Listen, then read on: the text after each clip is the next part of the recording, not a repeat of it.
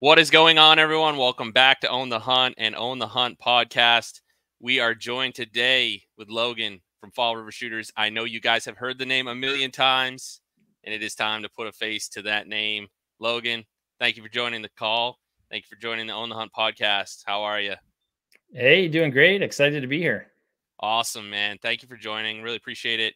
I felt like it was only fitting to bring you on early on in this podcast series and let people meet who you are. I talk about you a lot in my videos, talk about, hitting up Logan over at Fall River Shooters, but who is Logan? So Right. take it away, man. Fall River Shooters, how did you start the business? Kind of where did you start, and how has it changed? Has it evolved? Yeah, I'll jump right into it. So, way back in the day, I was actually a school teacher, and I taught agriculture and so construction and mechanics and welding and all that stuff. And during the summertime, we got into long range shooting, and on my parents' property, we set up targets that went from 100 yards all the way out to 1,300 yards, and started doing some competitions with that and started selling optics for that. And I had a friend at the time. They had a thermal, and I would rent it from them. And we'd go out and for like 35 bucks a night, we'd rent it from them and go out and do a bunch of shooting. And had some other friends that they got some night vision. And anyways, rolled that way for a little while. And then pretty soon I was like, hey, why don't I add thermal to what I'm doing here with the long range stuff? And so added some thermals at that point. And then later as it went on, we partnered with some gun stores and got them into commercial buildings at the same time. And anyways, so just kind of started expanding that way, and got making some YouTube videos. And probably the one that kicked it all off back when the AGM just came out with their rattlers, and Bearing Optics just came out with their Hogsters, and there was all this talk, which one's better, this and that. And so I would, put them up side by side, and it's like, hey, let everyone just see the side by side on them. And yeah, and so that's kind of where I got started with the YouTube videos, because I wanted to see that, and it wasn't out there. And so I put it out there, and it's just video, and I wanted to see something similar to a coyote, because that's what here in Idaho, we hunt coyotes with them. And everyone hopes to shoot a wolf with one day, but haven't done that yet. So it's only coyotes to this point. And so got my brother with his 35-pound border collie, kind of a medium hair. So anyways, fit the profile of a coyote, and got him to walk it at 50 yards and 100 and 150, and then later 300, and just showed him side by side and put it out there. And it was cool. All the people commenting, it's like, oh, the Hogsters are the best. Oh, the Rattlers are the best. And, everyone has their personal preferences when they're looking at the scopes. And it's like, hey, let's just show them what it is and let people make up their mind what they like the most. Right. And that's kind of where there seems to be a preference for sure for different people. Like it doesn't simply mean best. There's definitely a different preference from eye to eye. Like what I might think looks better, you might think doesn't. It's amazing how that happens. Yeah, no, and it's kind of cool. Some people like the warmer tones, some people like the colder tones, some people like, the animals to be standing out really, really bright, and everything else to be pretty dark. Other people really like the background to be really detailed and bright, And so anyway, so everyone has their own likes and dislikes, and just put it out there so that they can see them all. So anyway, so that's kind of where we got started. PRS, and that evolved into, did you enjoy night hunting prior to the PRS thing, or was it just like you got turned on to it because your friend had a thermal and you said, can I rent this? And that's how you got turned on to night hunting? Or yeah, so I guess back before then, so I grew up spotlighting. I grew up on a ranch, and when I was really little, we had sheep, and so we're always after coyotes then. And then my dad sold the sheep and bought cattle, but we still, all growing up, we would spotlight, and for coyotes and rabbits and everything else moving around at night. And that evolved to to me calling coyotes at night, spotlighting, and we'd be spotlighting with red spotlights at that time. And Sure. so, and then I got first night vision scope, and then the thermal. And the thermal at that point's a game changer. And so Big time. no going back once you start using a thermal. No, I can honestly say I don't think I'll be going back to night vision anytime soon. That's funny. So how long have you been in business, Logan? Yeah, so opened Fall River Shooters in 2017. Awesome. Good for you. And the thermal started coming along around. Yeah, I think kind of 2019, I Yep. believe we started selling thermals. And back then it was pretty much just Pulsar and ATN. And anyways, I started off with the Pulsar, and I believe it was the Apex. And so it Yep. had video out. It wasn't Bluetooth or wireless or anything.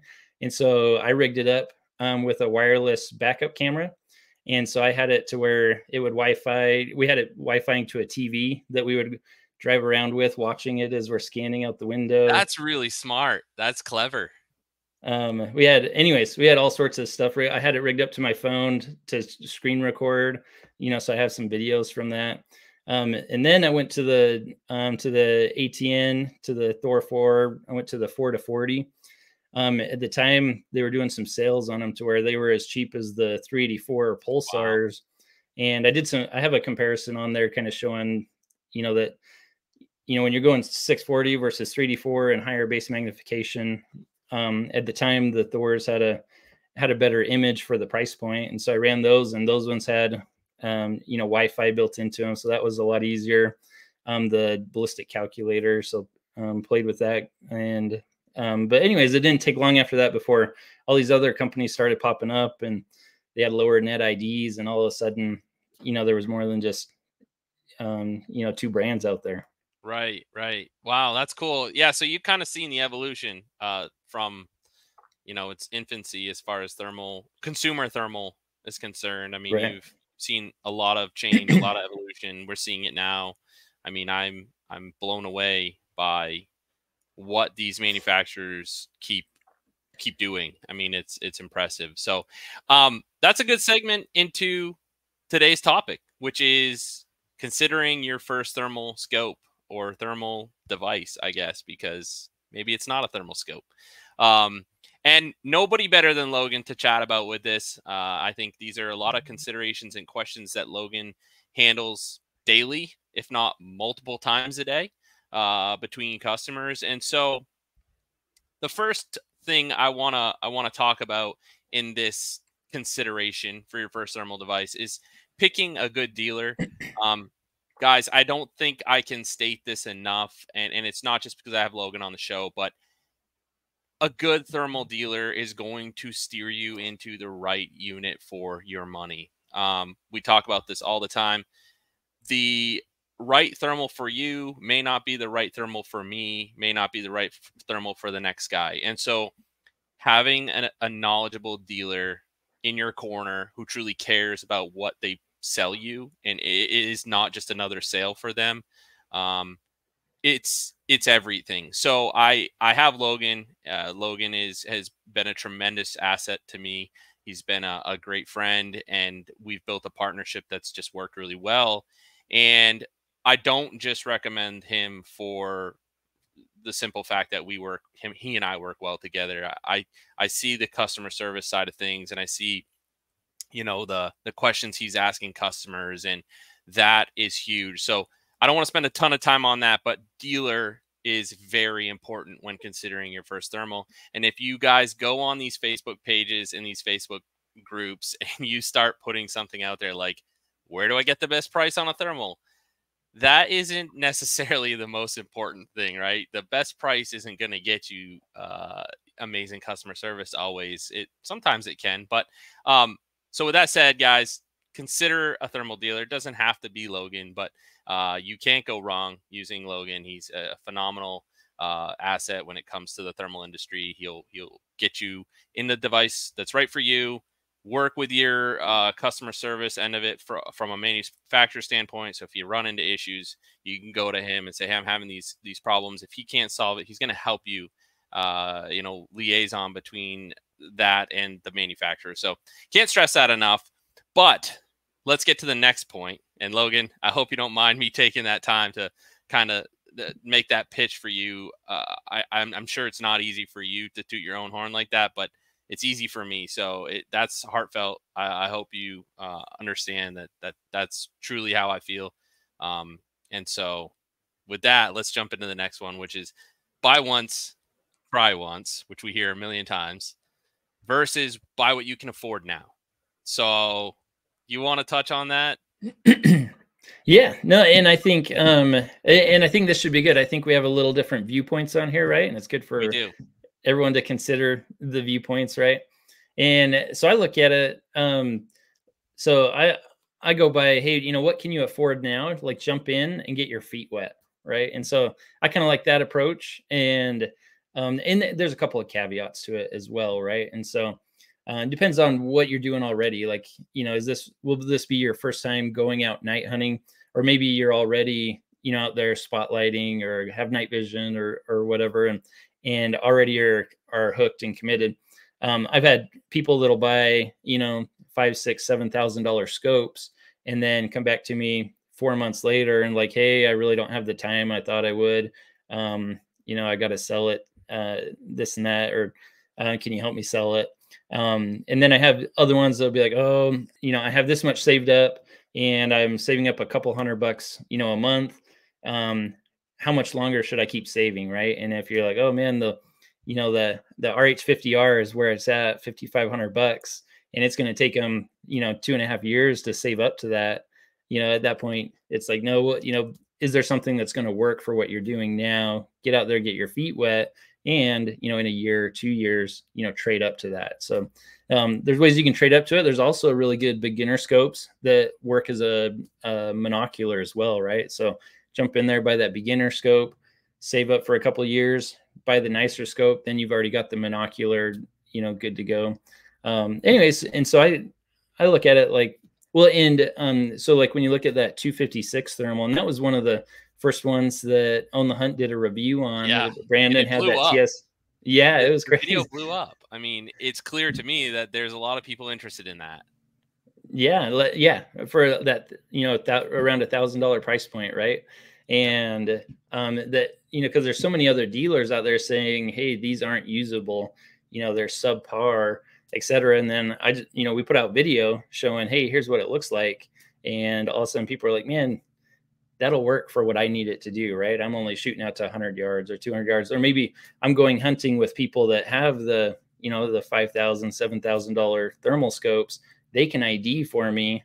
I just need to be able to shoot. Absolutely. Once they get them into 100 yards or 150 yards, I don't have to worry about IDing, right? And so there's so many different considerations to think about it there, but especially as you think about it too, when if you're to jump into a really nice scope now, a year down the road, that scope will have depreciated. There's new stuff coming out, right? And so a year down the road, if a $4,000 scope depreciates $800, that's pretty normal. There's new technology coming out, etc.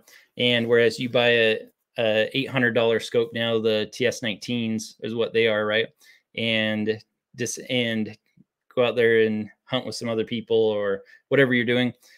Anyways, but you get a year into it, it's depreciated $200. It's like you've rented it for a year for $200. Rather than having the nicer scope depreciated $800, and then now the newer scopes are cheaper. You're going to be money ahead that way. So I think a couple of ways I look at it. Yeah, it's a really great point. I think that if you, like you said, if you're committed, you're in this game, you can't go wrong buying a higher end scope. If you're new to it, absolutely don't think you should jump in and buy the biggest, best, most expensive thermal scope. I do not. I don't advocate for that, because you may hate it. You probably won't hate it, but you may not love it enough to warrant that cost. And so, yeah, I think I'm actually with you more than I think you thought I was on that. I think you absolutely hit the nail on the head with, you're hunting with a buddy who has a better scope or something, they can do the IDing. You just pull the trigger. You know what I mean? And once that animal's into 100 yards, those 256s are, you can ID plenty fine with those at that kind of range. Even 150, I think you're okay. As long Mhm. as you have a pretty good understanding of the animal that you're targeting, you know what it moves like and things like that. That's pretty important when looking through a thermal, is being able to identify your game based on movements, right? How they move, what they look like versus a deer. You know, it's like you can pretty easily tell the difference between a coyote and a deer based on how they move. You also touched on a topic, which was buying that scope that could dual purpose as a monocular or a scanner, and then upgrading to a better scope, and you already have a monocular. Kind of how I look at the dual purpose. It's not so I'm not out there running it by hand, right, and then snapping it back on, so like during big game season here in Idaho, it's legal to scout, for big game animals that way. And so during coyote Okay. hunting season, you'll use it as a rifle scope. And then during big game season, it's small enough and compact enough, you can throw it in your pack, you can use it as a monocular, find where those game animals are hanging out before daylight, and be able to get into position where you want to be. And so that's kind of, and then also Okay. like when you get the nicer scope, and then you have this one that's small enough to use it as a monocular, or you got a buddy coming to visit for the weekend, you can throw it on a buddy gun and use it there too, right? So Absolutely. that's where I like the multi-purpose aspect of it. I'm always taking youth out hunting as well, right? So having an extra scope or two you can throw on a gun and let them Yeah. shoot a coyote, is a big deal. So That's actually a huge aspect. So we don't have wide open plains here in Maine. Or even like the mountains where you can get up and scan long distance for elk. Say, like I know elk is big out there. Um, I guess I didn't consider that, but that's actually huge, right? So in a different season, you can use that scope as a scanner. You're not even going to ever take a shot with it on a rifle during that season, but you can spot game with it. So yep. yeah, absolutely. That's And huge. yeah, you get those backcountry guys that'll spend hours on their binoculars scanning up and down. You can scan a whole hillside in about 30 seconds and know Yep. exactly where those animals are. And Yeah. like around here, on every couple of years, we get really bad smoke, that comes in. And so being able to spot those heat signatures, sometimes you would never be able to spot them, even, as you're scanning with the binoculars, unless something is right there. And Right. then you can sit there and watch it and wait for it to move, like in the smoke, and be able to Yep. tell what it is. And anyway, so there's Great points. 100 reasons to have a thermal. Yeah. Yeah. Oh, yeah. Absolutely. Those are awesome points and stuff I wasn't even actually thinking about, because I'm more like I'm so siloed in this predator hunting thought process where you're really thinking outside the box there. That's great. But to factor in the whole, like, should I buy a scope or a monocular? If you have someone who comes to you and says, Logan, this is what I have for money. Like, say I have $2,000, right? And they're like, should I buy a scope or a monocular first? I already have a night vision scope, but I wanted to get into thermal. Are you thinking, like, would you advise them to buy a thermal scope to replace that night vision scope and not get a thermal scanner? Y- what are you doing with that customer? Yeah, and so it goes back to asking them, what are the type of fields that you're hunting, right? And so if they're hunting in tall grass, sagebrush, thick cover like that, a thermal scope is going to be necessary, right? Because when they're coming in behind that grass, if you have a digital night vision, it's going to shine on that grass, etc. They turn around and start heading away from you. You can't see their eyes. You're never going to get a follow up shot That's there true. or get them. And so at that point, recommend thermal rifle scope at that Yep. point. If they're hunting, wide cut fields, etc., and they can spot them, and then also, they're wanting to pack them backcountry as a monocular. They're worried about weight. The smaller the better. At that point, a monocular is better to go with, Yep. a dedicated monocular.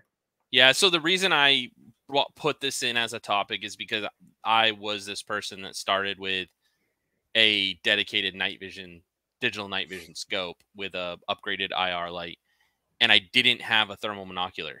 So my entire first season, I scanned from my rifle, and that is awful.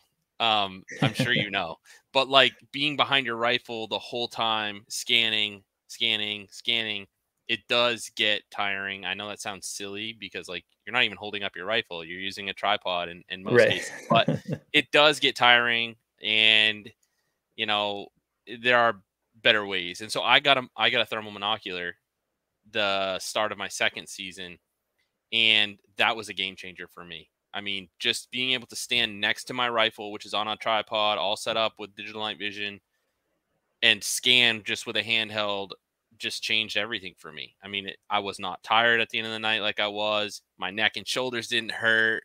Um, just I was detecting way more animals than I ever was with that digital night vision, just because of the heat signature. So for me, I think a thermal monocular or thermal scanner is really, really useful. I wouldn't say it's like critical. You don't have to have it. As long as you have a thermal scope, you're good. But if Yeah. all you have is a digital night vision scope, I'd say absolutely get a thermal monocular. They pair really well together. You can do all your actual positive IDing with the digital night vision, pick up heat signature. You don't even need a high-end thermal monocular at that point. Just something to help Right. aid in detection of animals. Um, so yeah. Um, as far as that goes, I mean, if you're gonna recommend a thermal scope to somebody, what are some rifle considerations that go through your mind? If they say, okay, well, I've landed on, now I'm going scope, not monocular. Now, what kinds of Hmm. rifle And considerations? And I got one more comment to go back and add too on the monocular. Depending on how many people you typically take out hunting with you, if you're running solo, a rifle scopes, probably just fine. If you go out hunting with two, three, four other people when you go out calling at night, that monocular is way nicer because all of a sudden you're not worried about flagging the other Yeah. people that you're hunting with, right? You can look past them, you can look behind you, etc. And so that one more consideration when you're thinking about Yes. whether to get a Same. monocular or a rifle scope to start with. Yep. Um, Absolutely. but yeah, jumping into the type of rifle that you have, because we'll get a lot of people calling in, especially their first time. Maybe they have a deer hunting rifle they plan on putting it on, right? So it's a fixed stock, it's a 243, it's a 308, 6.5 Creedmoor, whatever it may be.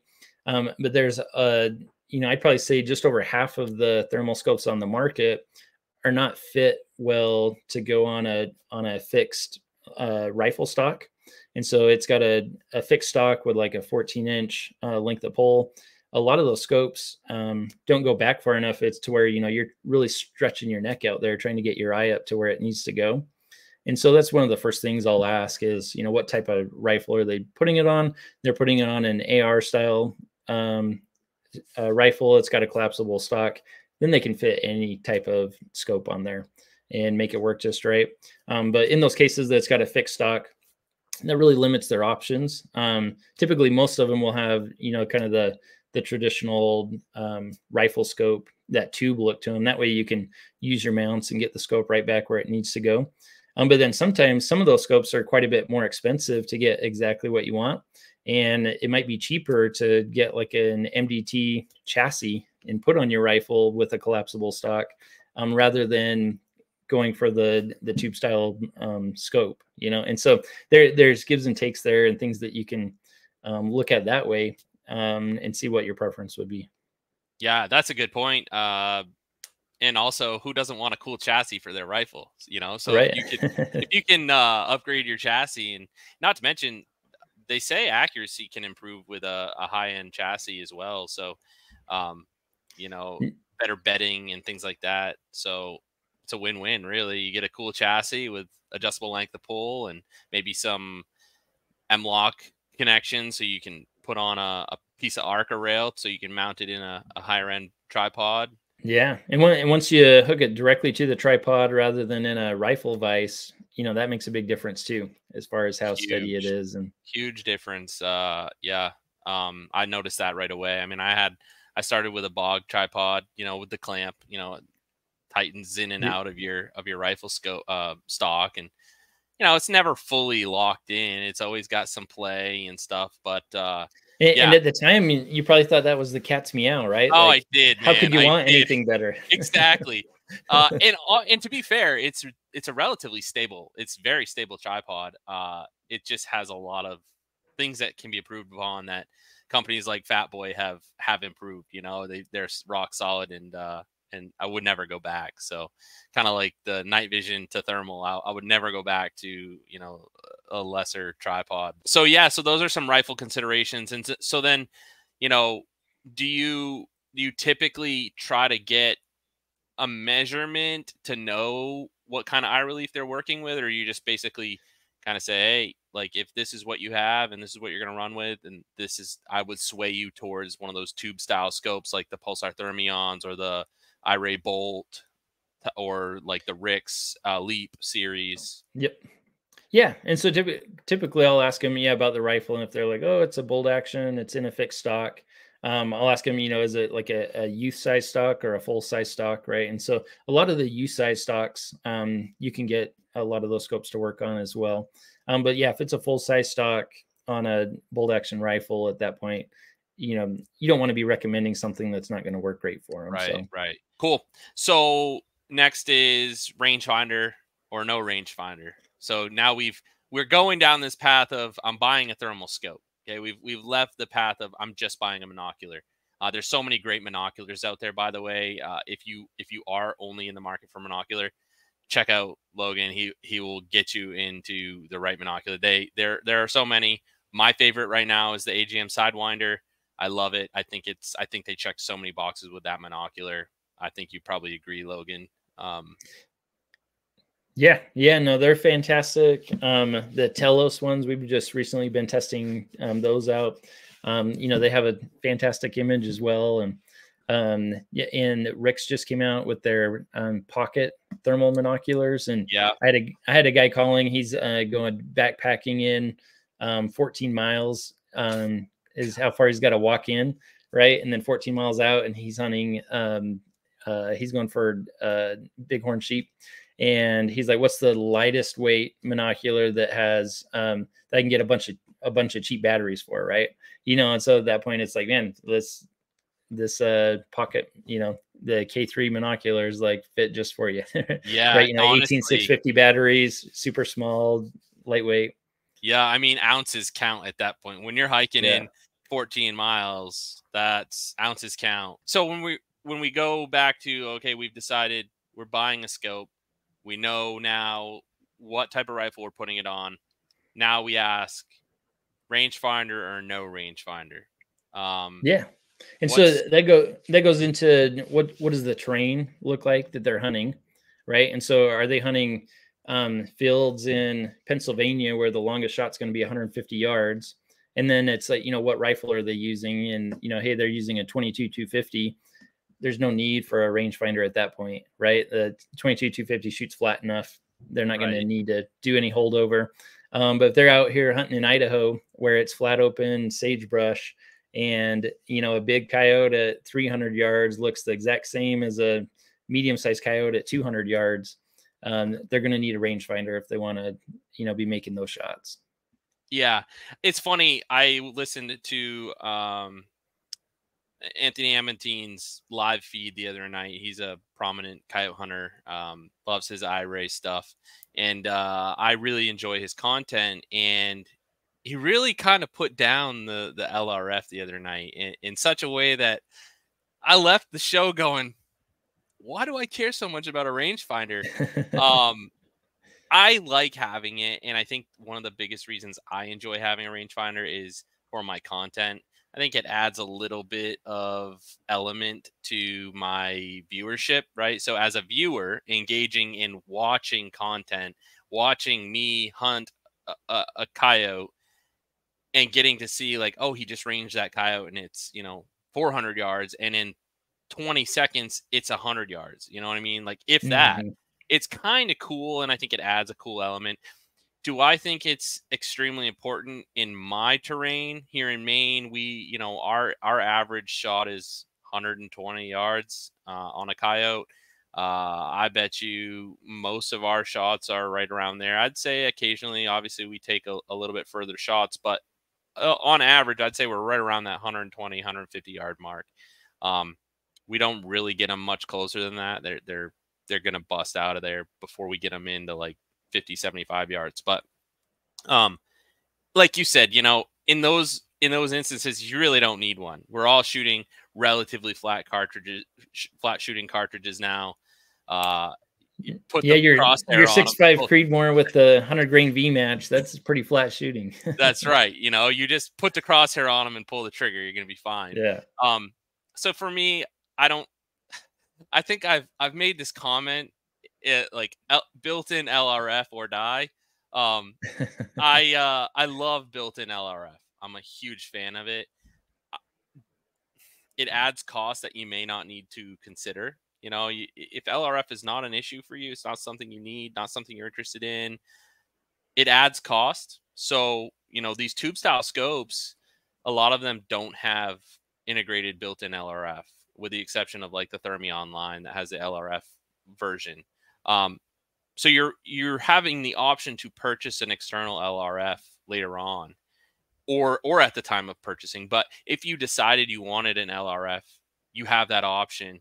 I think that is sufficient for a lot of people. You know what I mean? Like if hey, I can buy this scope today, and if in 2 months I decide I really want an LRF unit, I still can buy one and add it to the scope, and it's going to connect with Bluetooth. It's going to give me a range, you know, as long as I set it up properly. I think that's sufficient for a lot of people to know they have that option in the future. For me, I'm a huge built-in LRF fan. I always will be, I think. And if not, I think I'd rather just go without it, to be honest. I don't want to have to manage another battery for my laser range finding unit. I don't even want to have to think about it. I don't want to have to worry that the mount that it's in got bumped and now it's off, providing inaccurate ranges. So for me, built-in LRF or die. That's what I say. But you know, that could be completely different for you out there. And there's so many good options on the market right now. Yeah, and kind of the reason I got to where I like LRF so much is, you know, we'd be making those shots and figure the coyotes were 200 yards and we'd miss them and go back and watch the video footage. And it's like, oh, I was aiming right at it. I must have missed range. It must have been 250 or 300 yards or whatever it may be. And so it's kind of, I think it makes you a more confident shooter. Like if you have those ranges that are further out than that. And every now and again, you'll get a shot at one further than that. Like you shot one at 400 yards, right? I did. Yeah. With that Pulsar. And to be fair, I never would have made that shot if I didn't have Ballistics Calculation. Yeah. So the Ballistics Calculation is, in my mind, you know, a very, very cool feature to have, and you can't have it without a laser rangefinder. So that kind of goes hand in hand, right? If Ballistics Calculation is something you're interested in and you want to tap into that, you got to have a rangefinder on your scope or an external. A lot of these externals now, the manufacturers they've allowed or come out with a software that will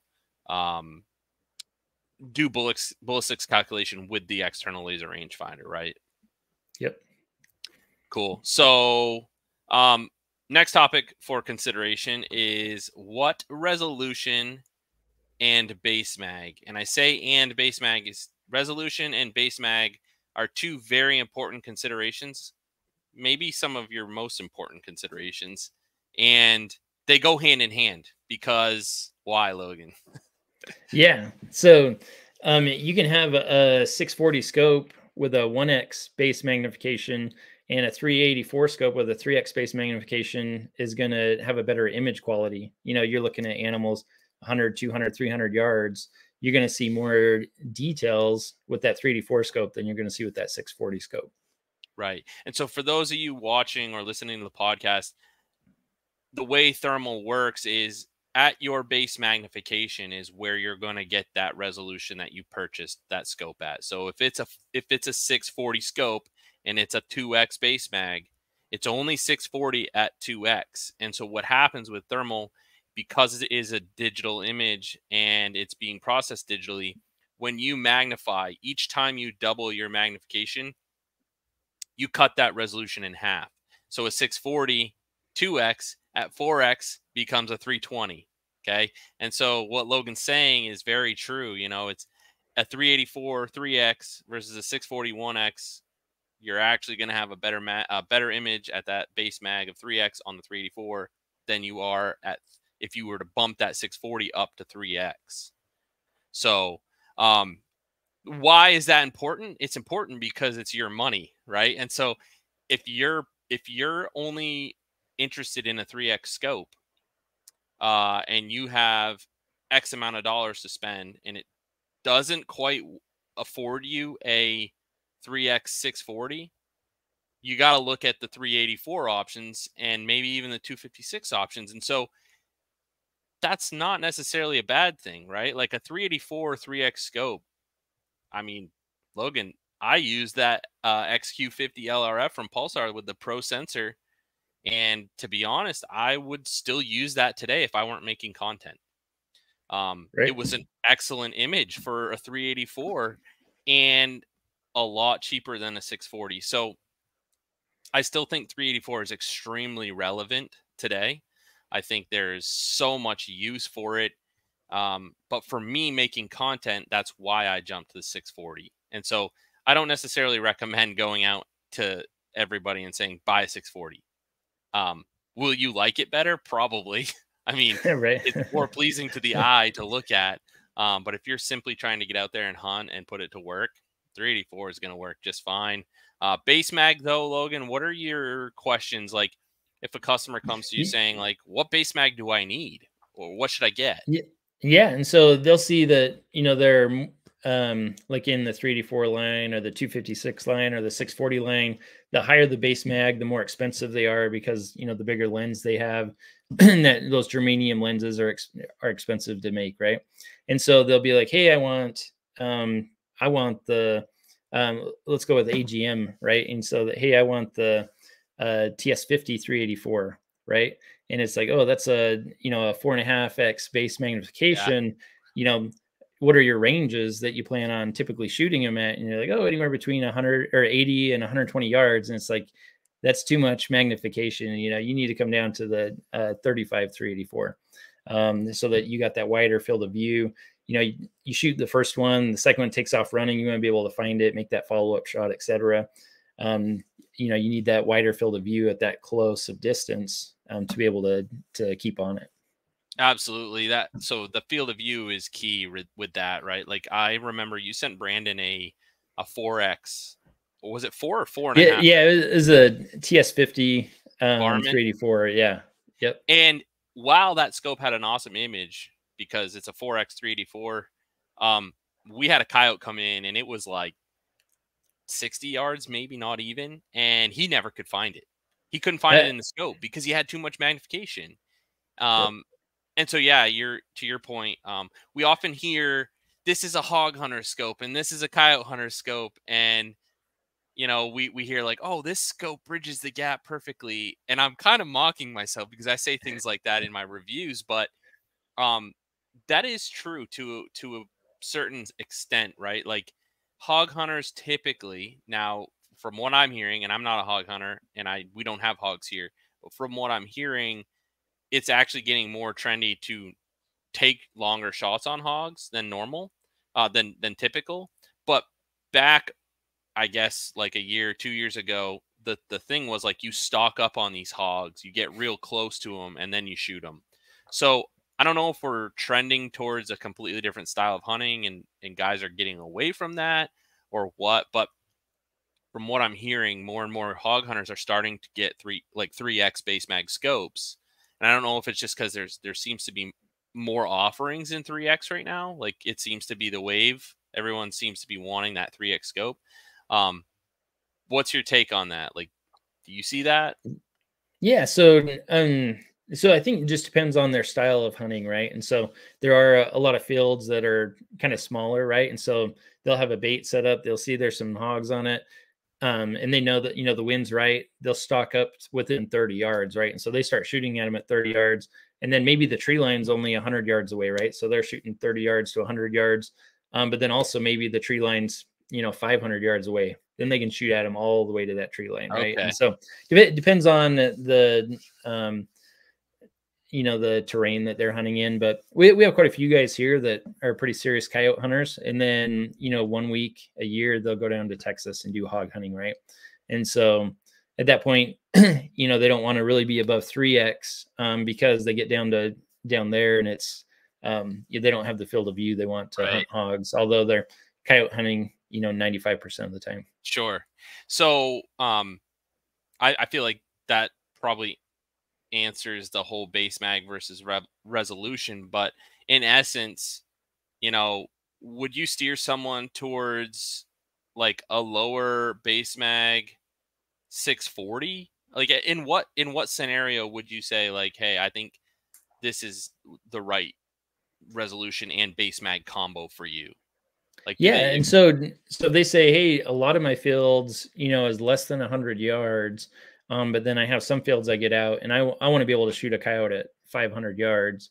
At that point, to meet all of those requirements, you're going to have to go 640, right? And so it's like, hey, let's look at a 2 or 2.5x 640, and to be able to meet all those needs, right? And then if it's like, oh, we can't afford that, then it's like, okay, well, let's pick which one is more important, right? Yeah, these closer shots or the further shots, or the best hybrid of both of them might be your 3X, 384, and you'll be a little light on how far out you can shoot them, but then you'll also be just a little narrow on the really close stuff, but a happy mix between all of them.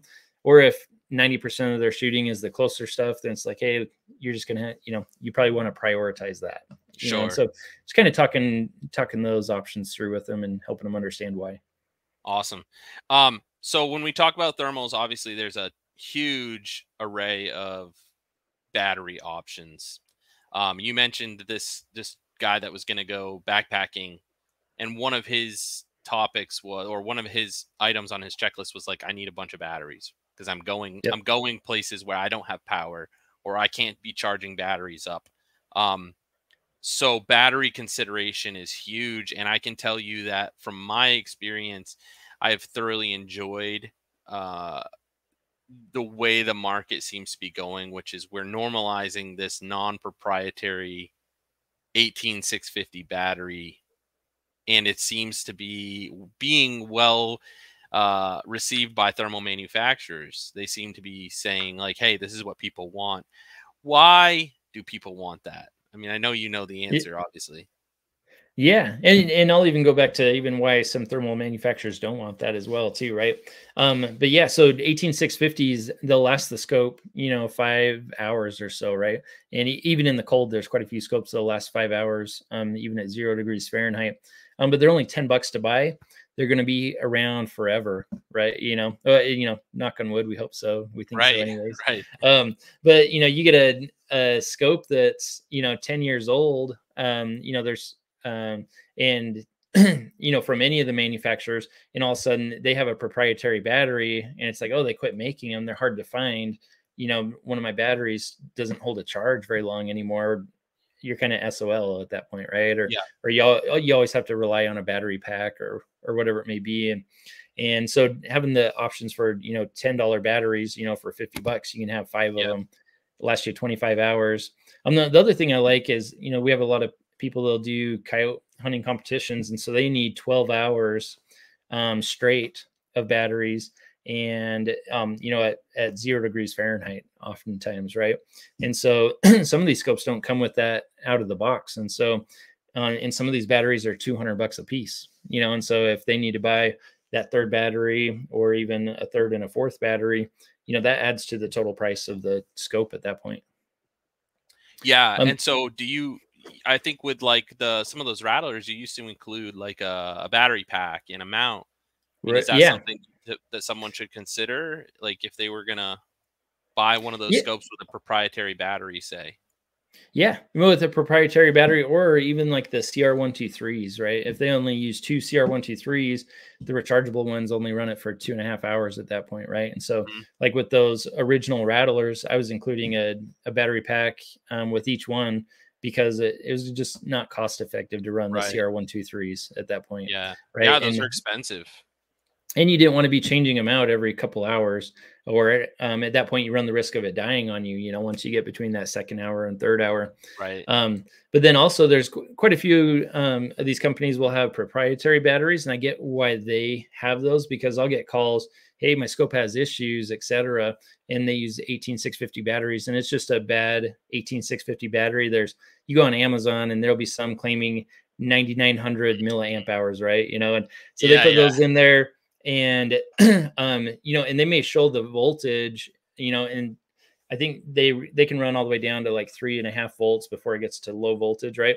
But some of them will start crapping out at 3.7 or 3.8 volts, and so it shows that they have 3/4 battery life, but then their scope starts glitching, and they can't figure it out. They think the scope's bad, etc., and it's really just that battery's bad. And they need to get rid of that battery and get a new one. And so I understand why scope manufacturers, they're going to have less returns and less customer calls by making sure that they only have good batteries going into there. Right. But so much cheaper and easier for someone to get some extra batteries that way. Right. Well, so that is a great way to segment into the next topic of consideration, which is warranty. You mentioned scope manufacturers, like if they maintain control of their batteries, and they say like, hey, we're owning this. We know they're a little more money, but we're doing quality control on them. We've tested them with our scope. We know that this is the only battery that this scope will work with. Therefore, we're we shouldn't get a call saying, hey, my scope's not running running well, or it's doing this, it's doing that. You're not going to be getting those inconsistent voltages or, unexpected results with a strange battery. But to segment into warranty, a lot of these manufacturers are starting to offer very long warranties. And when I say very long, I would say way back when, it was probably like a 1-year manufacturer warranty. Was that kind of like a thing? So 3-year. So when I first started, both ATN and Pulsar had 3-year warranties on their thermals. And so it seemed like that was the standard, right? And then in came Envision with their 5-year warranty, and that like blew the market, right? Okay, it's like, holy cow, this is amazing, right? And then in comes iRay, iRay USA with their 5-year warranty, and Bearing Optics came out with a 4-year warranty, and it was like, oh wow, this is better than the typical everyone else. And then now it's like, oh, it's less than most people now, as most have gone to a 5-year warranty, right? Right. Yeah, I think it's interesting. So warranty's huge because we spend so much money on these scopes, and a lot of people don't upgrade annually. A lot of people don't upgrade every other year. And so having that kind of peace of mind that like, hey, the manufacturer is going to go good for this. If I get a thermal burnout, like I actually burn up a sensor and it's, end of life kind of thing. And that kind of stuff, like you have something to go back on with that warranty. And so I'll be honest, I just reviewed a scope by a company called Guide, and they're no stranger to the thermal game. They're relatively new as far as like producing their own scopes for themselves, but they're touting a 10-year sensor warranty. I'm not sure how I feel about it. I think it's awesome. Like it's incredible to offer that to your consumer, but at what point does it make business sense? And at what point can you actually support that? And so I'm not sure how I feel about it. And I'd be curious too, because I think and then they have a 5-year warranty on everything else, right? And so it's actually it's a 10-year sensor warranty and a 5-year like everything else, body, buttons, things like that. And so I think that at that point you just have to know what scopes are being returned for, right? So like the majority of my scopes I've seen that where they actually tell you what was wrong with it, right? So there's screen issues that happen quite often, right? And I think a lot of internal electronic issues, and so I'm kind of curious. Maybe it's not very often that a thermal sensor actually goes bad. I could see how you could have a 10-year manufacturer warranty on that, because I think most of the time it's other things that are happening. Yeah, that's a good point. Actually, you may be right. Like it's probably not the sensor more often than not. It's probably some other little thing that would be part of that 5-year warranty. So Yeah. so maybe it does make sense. Maybe it's like, hey, we can warranty the sensor for 10 years. That'll be fine. With warranty, also the turnaround time for replacement or fix. That's also something that a lot of these manufacturers are starting to use as a leg up, right? So iRay Yeah. is now on a 5-day. Is it 5 days? Yeah. Pretty sure it's 5-day 5 days. turnaround time. From the time they And get it, right? From the time they get till it to the the time they time they send it ship out. it back to you. And I've got something to put in here as well, and maybe iRay will make a change here too. But yeah, so they have that 5-day turnaround time, but then when they ship it back to you, they ship it back economy, and so it's taking 6 days of shipping to get back to you. It's like, well, what's the purpose of the 5-day turnaround Right, at that right, point? So they need to make sure they always give everyone an upgrade, right? You can upgrade to priority for right. $20 or 15 Right. bucks Yeah, or put that on the customer. Like, hey, yeah. I did this because I wanted fast turnaround time, not snail mail. Yeah, Right. good idea. Yeah. So warranty is huge. Like, consider the warranty, consider, what you're getting for your money. And then lastly, customer service. I touched on this at the beginning of the show in the customer service you receive from your dealer, but also your manufacturer, right? So, uh, Logan, I'm sure you've seen a lot of variation from manufacturer to manufacturer when it comes to customer service. I don't need you to bash any companies. I'm sure you've had good Yeah. experiences and I'm sure you've had bad experiences. But I guess, what would you recommend to a customer when it comes to considering customer service? Is there a company just killing it that you would want to shout out, and we can leave everyone else in the dust? Or Yeah, no, and I don't think I'll really shout out any here, and I'll tell you why. So each company kind of goes through their phases, right? And so yeah, there were some companies really great at customer service, and then they hit like a growth spurt, or one of their scopes really takes off, and then they just can't grow that fast into those customer service needs, and so all of a sudden, it's taking a dozen emails and phone calls, et cetera, to get through to get it warranted. I've never had a company that wouldn't warranty it, but sometimes just the amount of phone calls, et cetera, to go into it, sure. is excessive. And so that's why I always, anytime that there's a customer that has an issue, I'm happy to jump in and walk through all the testing on that. We want to make sure that we're not wasting their time by sending it in and it's not a real issue, right? It's the Right. scope mount's not tight. They got a bad battery, et cetera. And then I'm willing to go and make those phone calls and those emails to get it through and to get it started. And we even had times where someone's scope goes out and we identify that is an issue. They've got a hunt coming up, et cetera, and we're sending them out one of my scopes, right, to get them through that Yeah. hunt that weekend, right? And so anyway, and I'd say that's where it comes down to, you buy it from Amazon or you buy it from Shields, something like that, and you have this issue, 4 months down the road, you're on your own to try and Yeah. get a hold of customer service. And I know there's another scope you recently reviewed that their customer service is a little lagging right now. It used to be great, a little lagging. And so if it takes you a couple of weeks to get them to even get a hold of an RMA number and, your hunt's coming up, you're SOL, right? Right. And so, anyways, and like I said, there's some customers that were known, and you'll still see things, even years later, that they had horrible customer service, don't buy from them. And actually now they have really pretty good customer service. Right. 'Cause they grew from that. Like, they learned. Right. Yep. Yeah. Yeah. And I think, and the internet's, in the reviews and stuff like that goes around quick enough now that, if they don't have great customer service, it's going to really hit their bottom dollar as far as sales go. Right.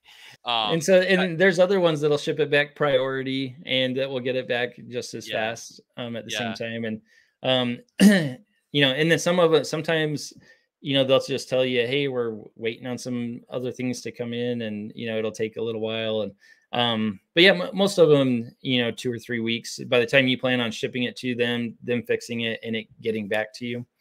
2 to 3 weeks is Yeah. what, most all of them will do. Awesome. So yeah, back to the customer service. It's really on your dealer. You pick a good dealer like Logan. they're going to help you through the process. It doesn't have to be miserable. I think your dealer can really help thwart off any of that, any of those pains where you're like going back and forth with customer service from the manufacturer.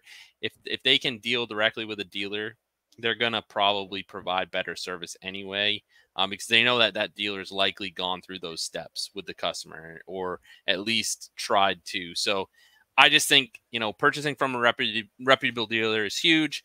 Like Logan said, you buy from the big box stores type of thing, or Amazon, or a large online retailer, you're kind of on your own. Yeah, you might have saved $200 off MSRP or something, but boy, that could cost you in the long Yeah. run, and it's not really worth it. So, or on Amazon, I've gotten quite a few where people will get it, use it, or they'll find an issue with it and they'll just return it to Amazon, and then Amazon resells it to the next guy, right? I've And been so, hearing about that as well. Yeah.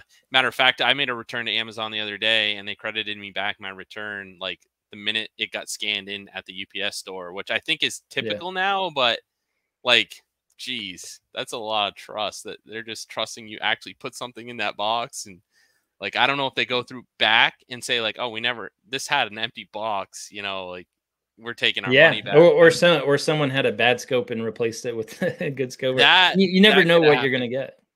Yep. Um, and then Sorry. another thing too that I found,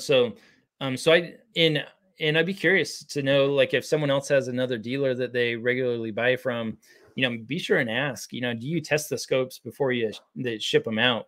Because if they're just, grabbing the box that came, shipping it straight on out, I find so many little things that are wrong with scopes. Like I tested one out just the other day. The button was sticky, and so it had jumped down the menu, Oh, wow. as they're going to set it up. And it's like, well, I'm not sending that to a customer, right? Yeah, Or I had that's another important. one, and I sent you the video footage of it. I remember. So I had one.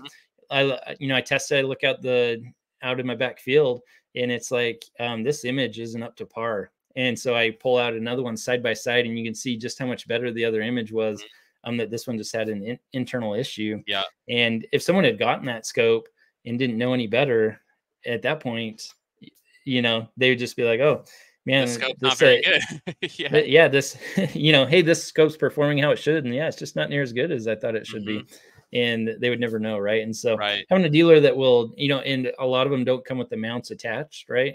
And anyway, so I'm doing that. And so just making sure that you know that your dealer, if they are selling to you, that they're going through those steps to make sure you're getting a scope that's ready to go out of the box. Yeah, another thing too is like I've heard of people ask you if you would perform like a firmware update for them prior to shipping it, Yeah, because they weren't comfortable with doing that firmware upgrade. Like they're not tech savvy. I think you get that a lot. Is like, I'm tech illiterate.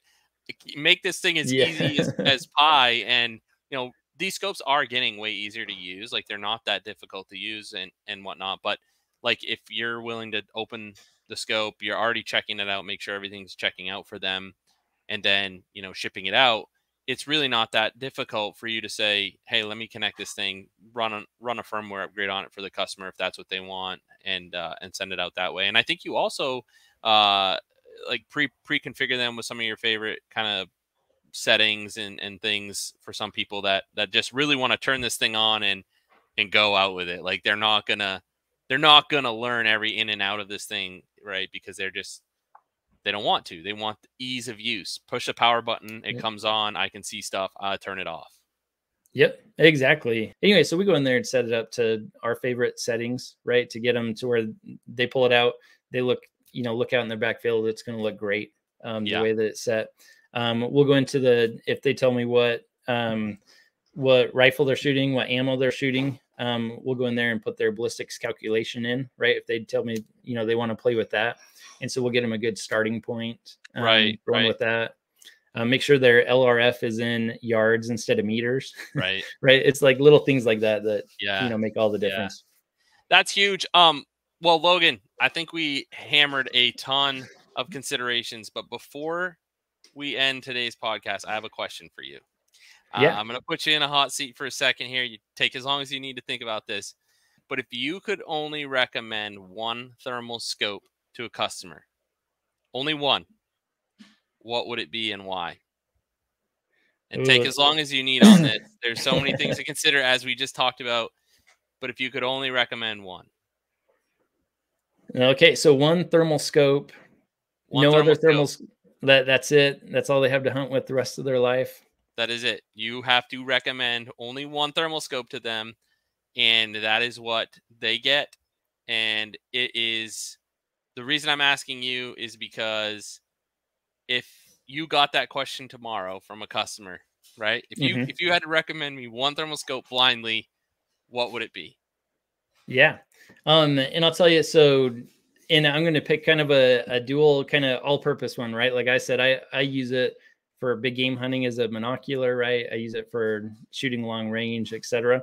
And so I'd probably have to go with, and this could change. Well, actually, I'll tell you, this will change come October or so when a new scope comes out that I've been testing. But for now, I'd probably say the AGM Varmint V2, the TS50 640.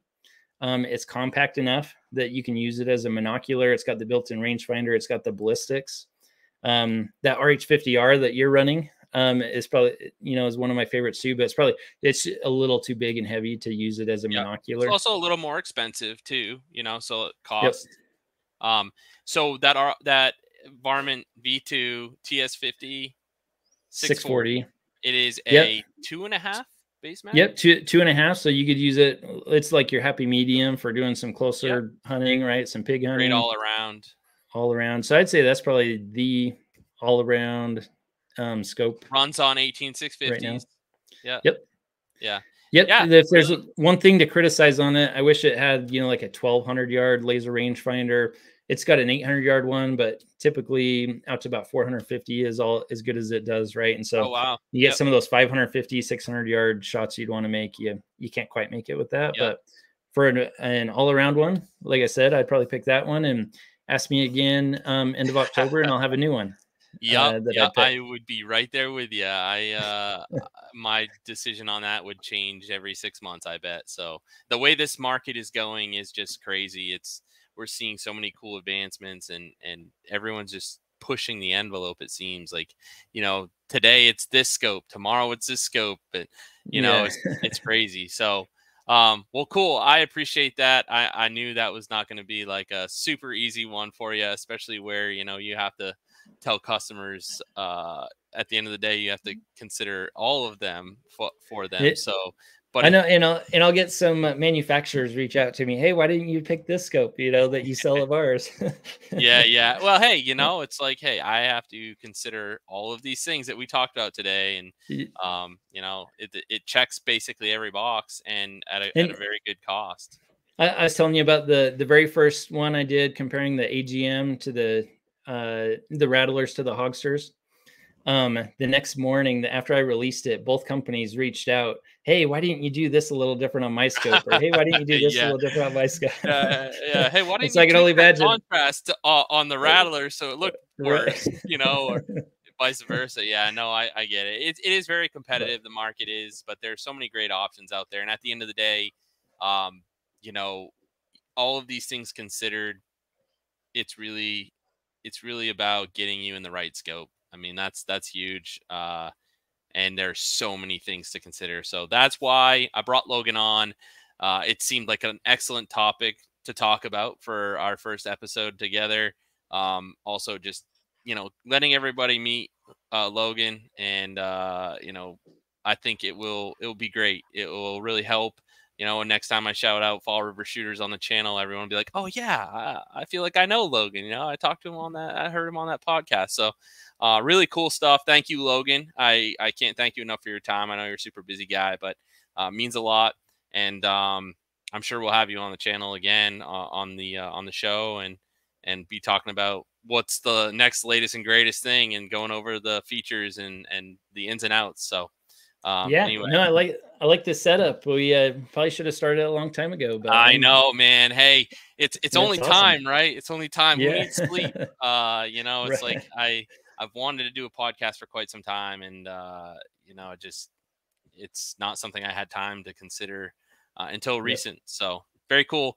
It's awesome. Again, thank you so much, man, and we'll be in touch for sure. Okay. All right. Well, appreciate you having me on. Absolutely. Take her easy.